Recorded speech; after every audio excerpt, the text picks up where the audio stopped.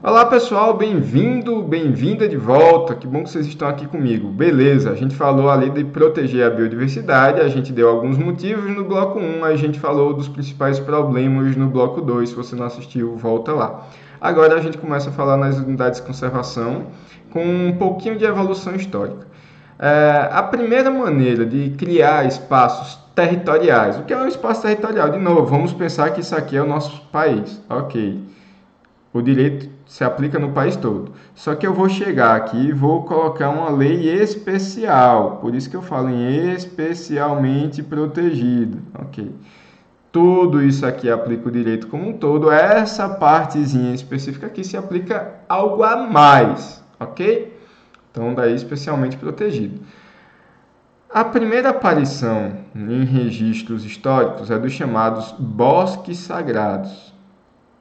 Então, lá em Talião já tinha, antes disso é Hammurabi. Lá em Hammurabi a gente já a gente já encontra no Código de Hammurabi menções aos bosques sagrados.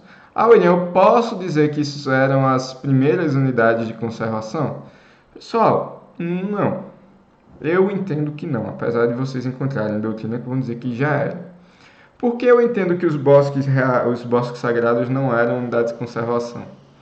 Porque o que se protegia não era exatamente o meio ambiente. A intenção aqui era proteger a área, então vamos supor que nesse lugarzinho aqui moravam sacerdotes, sei lá, o oráculo. Eles diziam: olha, se vocês destruírem as árvores que tem nesse lugar, eu não vou conseguir falar com os deuses e eu não vou conseguir antecipar para vocês se a chuva vai ser boa ou vai ser ruim. Então, o que eu estou protegendo é uma manifestação religiosa, ok? Mas eu estou protegendo essencialmente aquele espaço para que eu consiga desenvolver aquelas atividades. Lá na Magna Carta, pessoal, de 1215, a famosa Magna Carta do rei João Sem Terra, na Inglaterra, falou, salvo engano, lá no dispositivo 39, 39 ou 40, dos chamados bosques reais de caça.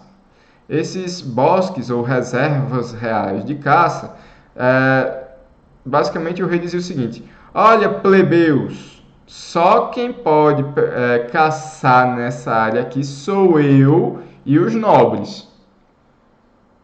William, então mais uma vez não se protegia a biodiversidade. Até protegia nesse caso aqui, porque é o seguinte: vocês não podem caçar, porque se vocês caçarem, não vai ter para que eu caça. Então, até protegia, mas não pelos motivos certos, né? Então, também considero que não é exatamente a unidade de conservação, mas sim, são primórdios, são compreensões que nós já começamos a ter desde os bosques sagrados de Hammurabi, chegando aqui em 1215 na Carta de João Sem Terra, que se eu não proteger aquele espaço, eu vou perder aquelas características. Então eu tenho que tomar medidas protetivas. Agora, não se falava em medidas protetivas para o equilíbrio do meio ambiente, falava em medidas protetivas para que o rei pudesse caçar, para que o sacerdote pudesse ter uma paz de espírito para poder conversar com os deuses. Então, basicamente era isso. Nada mais do que isso. Então, trazer exatamente para o direito ambiental como exatamente um espaço territorial especialmente protegido do meio ambiente, aí não, eu acho que já é apelar um pouco. Mas quanto ao registro histórico, vale a pena a gente falar. Agora, meus amigos, a gente chega naquilo que é considerado pelo menos a primeira unidade de conservação do tempo moderno. Foi lá nos Estados Unidos, em 1872, o chamado Parque Nacional de Yellowstone. E, pessoal, tudo aquilo que nós temos hoje de doutrina sobre unidades de conservação começa daqui. Ainda bebe nessa fonte. Nós ainda hoje, vocês vão ver que temos um tipo de unidade de conservação chamado Parque Nacional. Isso aqui foi nos Estados Unidos. O que é que aconteceu? Os Estados Unidos estavam num processo de colonização do Oeste. Então, lembrem que ali um pouquinho na história dos Estados Unidos tinha as 13 colônias de exploração inglesa. Parte ali do interior foi explorado também por franceses, uma parte ali por mexicanos, espanhóis, ok? Mas os Estados Unidos estavam indo até a costa oeste, estava comprando territórios, estava guerreando e conseguindo novos territórios. E eles começavam eles chegaram nessa região de Yellowstone. Só a título de exemplo, fica aí algumas imagens para vocês. E não é só isso. O parque tem montanhas, tem cachoeiras, tem uma série de animais endêmicos e principalmente os famosos geysers. Então, quando você assistia, não sei se é do seu tempo, o Pica-Pau, esse desenho ele faz algumas homenagens lá no Parque Nacional de Yellowstone. Floresta Petrificada, salvo engano, tem lá também. Fica ali próximo aos estados de Wyoming, Montana, acho que Idaho também. E quando esses migrantes, principalmente procurando ouro ali no Far Oeste, inclusive um gênero de filme, né? No Velho Oeste, no Longe Oeste. Então, eles acabaram achando essa área que era completamente diferente daquilo que eles estavam vendo até agora. Muitos desertos ali no Texas, que é o próprio Montana. Então acharam um pedacinho do céu ali na terra. E também os indígenas tinham aquelas terras como algo sagrado seu. E quem ia até lá se apaixonava, não queria permitir que aquilo virasse mais uma cidade, mais um povoado, mais uma fazenda.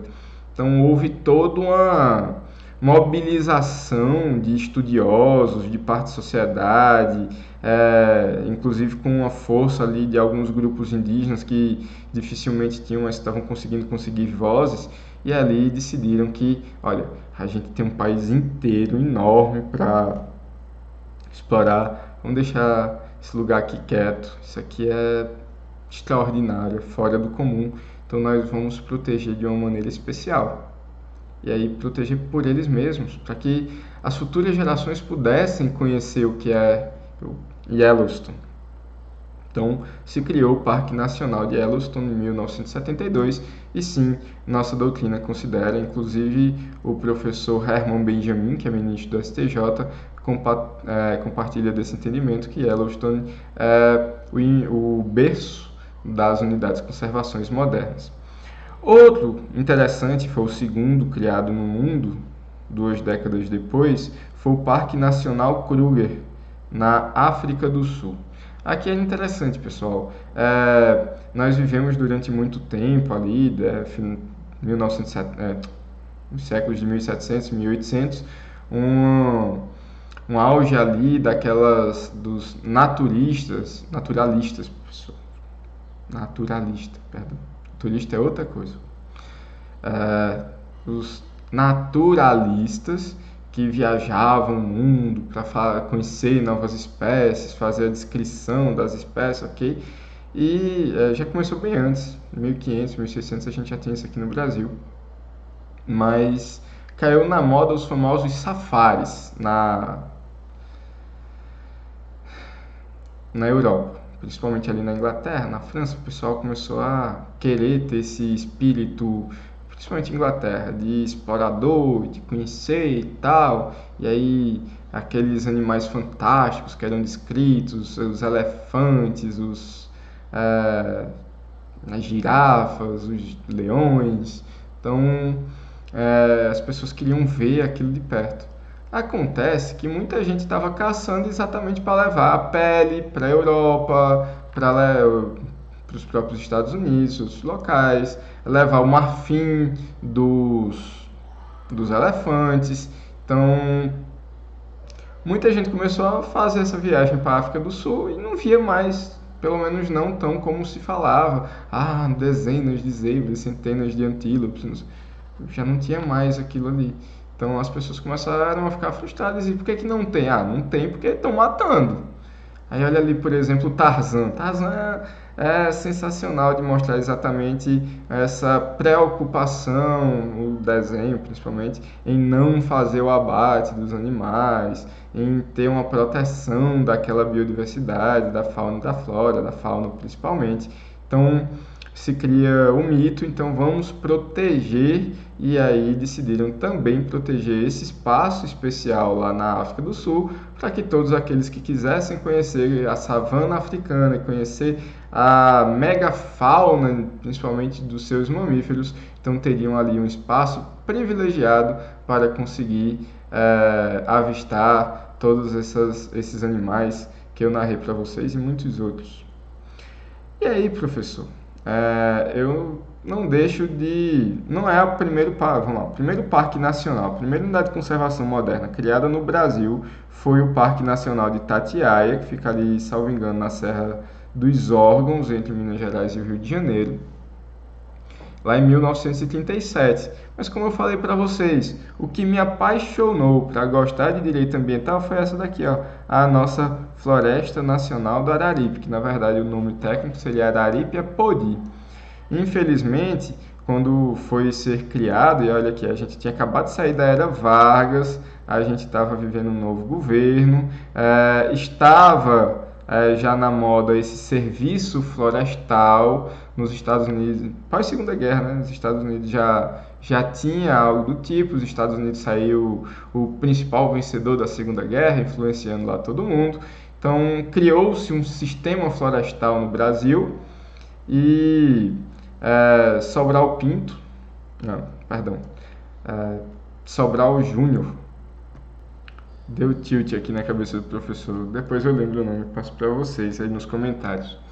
Então, esse pesquisador lá do Recife foi perguntado, olha, onde é que a gente tem algumas florestas interessantes para proteger, a gente quer proteger no Brasil inteiro.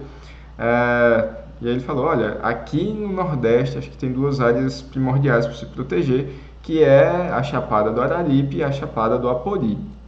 A Chapada do Araripe entre o Ceará e o Pernambuco, pegando um pedacinho do Piauí, e a do Apodi ali entre o Ceará e o Rio Grande do Norte, mais ao norte do nosso estado.